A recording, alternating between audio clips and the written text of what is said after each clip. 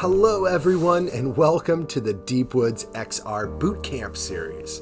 I'm Colin Posley, and in this series I outline the essentials of virtual reality so you can level up as an educator. Today we're diving into the Oculus series of VR headsets.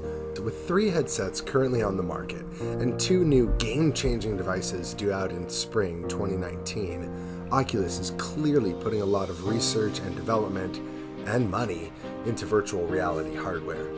It's important to note that Oculus is now a part of social media giant Facebook and has a goal of bringing 1 billion people into VR. That's right, 1 billion people.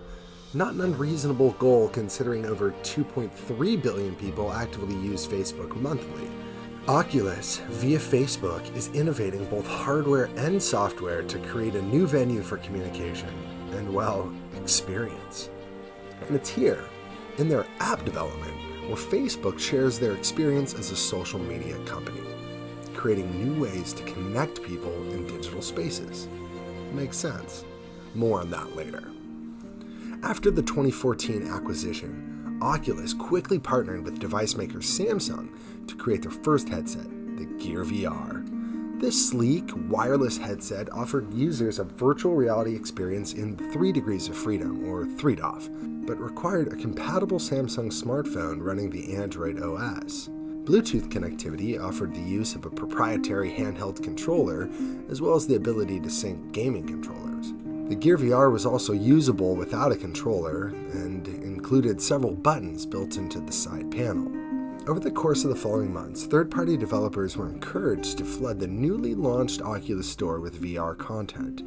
360-degree videos were an obvious winner, as well as roller coaster app and face your fears type experiences that forced viewers to stay immersed in frightening experiences without the ability to look away.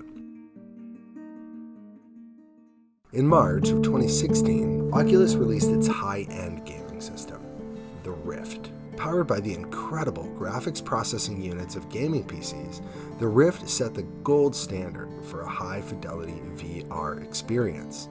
Offering gamers a completely immersive experience, the Rift features 2 controllers and additional external sensors to track hand movement and body movement through space.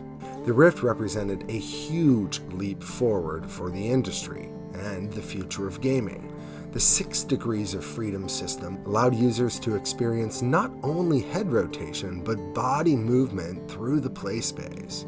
However, with the need for a powerful and costly PC to run the graphics-intensive virtual experiences, the Rift remains a luxury product specifically built for those demanding a high-fidelity, high-frame-rate gaming experience.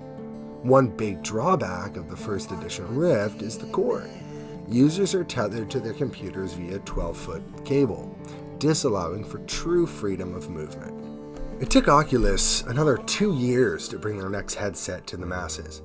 In May of 2018, Oculus Go was born. Offering users a complete media consumption machine, the Oculus Go is a wireless headset bringing people into VR experiences with 3 degrees of freedom. The wireless part of this cannot be overstated. The headset is targeted not so much at the gamer as the average media consumer, and the $200 price point makes this headset affordable to a whole other sector of the economy, especially for educators. Class sets of these are not totally out of reach. But what does the Oculus Go deliver? Technically speaking, it delivers a stunning 1280 by 1440 pixel per eye on a single LCD screen. The plastic Fresnel lenses are pretty high-tech as well, eliminating distracting screen door effect. The tempo have reacted. This equals a beautiful and reliable VR experience that doesn't require phone swapping or cord juggling, just a Wi-Fi network and the device itself. So, what learning experiences are available? I won't go too deep on individual experiences here because I have a whole load of more videos coming your way where I dive into the merits of individual experiences, which you can find in the playlist on my channel. But I think it would be useful to qualify a few different overarching types of experiences that are possible on Go. The first is 360-degree video. To surround a learner in video truly puts the viewer in the center of the action. Free from the distractions in the room, 360 video can be compelling and at times awe-inspiring. Oculus does a decent job of connecting users with 360 video content via their built-in app Oculus Browser and Oculus Videos. And there are a few solid third-party apps which deliver similar content. National Geographic, Firefox Reality, BBC, and an app called VR are noteworthy apps to browse for 360 videos. Second, the Go excels in other passive immersion content. Watching Netflix, for instance, is actually an incredibly enjoyable experience in VR.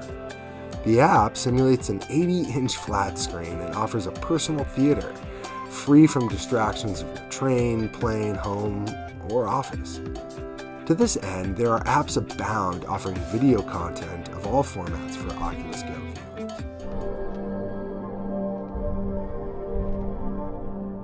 The third category of VR experiences suited for the Oculus Go are Aphysical Copresence experiences. Sounds like a mouthful, but stick with me. These experiences can be defined by breaking down these terms.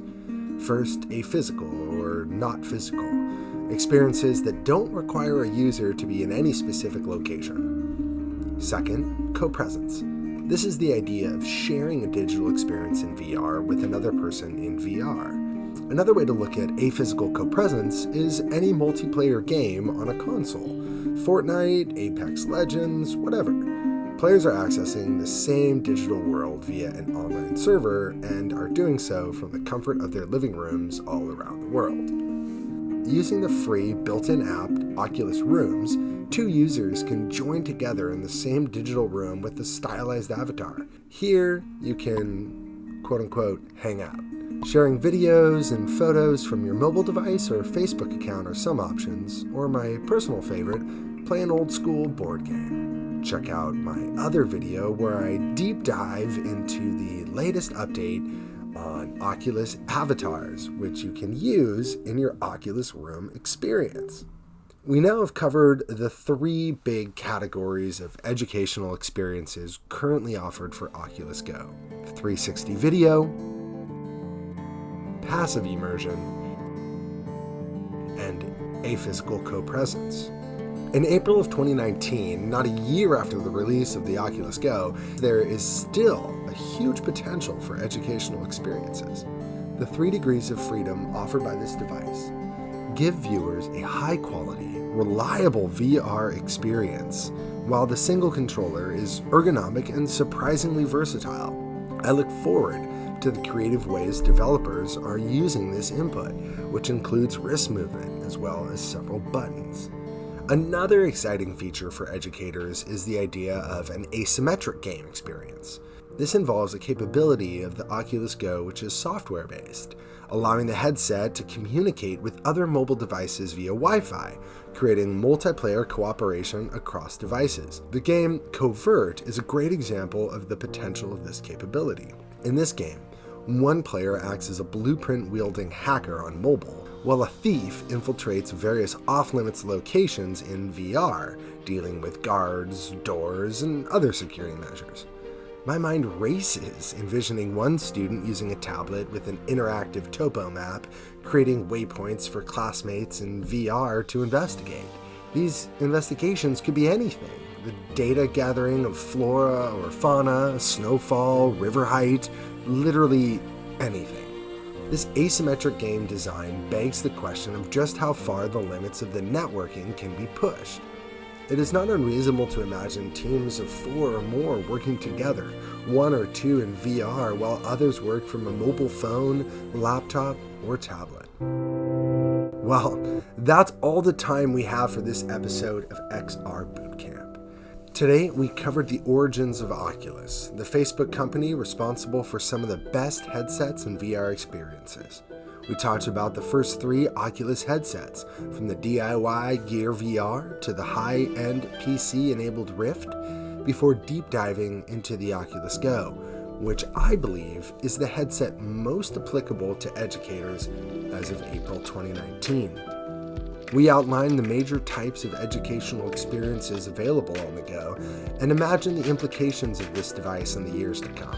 In our next video, Intro to Oculus Part 2, we will look into the upcoming Oculus Quest. This wireless headset will change the way we interact in virtual worlds as well as our own. But what do you think? I want to hear your comments and thoughts about how you have used or plan to use these headsets in the classroom. Also, you can support Deepwoods on Patreon. Check us out at www.patreon.com/deepwoods. Your support goes a long way to deliver on our mission of bringing VR solutions to K-12 classrooms nationwide. Thank you for joining me today. You've been watching a Deepwoods XR Bootcamp video, part 1 of a series about virtual reality essentials for educators. I'm Colin Posley, signing off for Deepwoods Expedition Company, where experience is reality.